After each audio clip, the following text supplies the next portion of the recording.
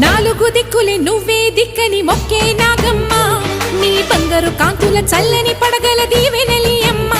అమ్మా నాలుగు దిక్కులే నువ్వే దిక్కని మొక్కే నాగమ్మ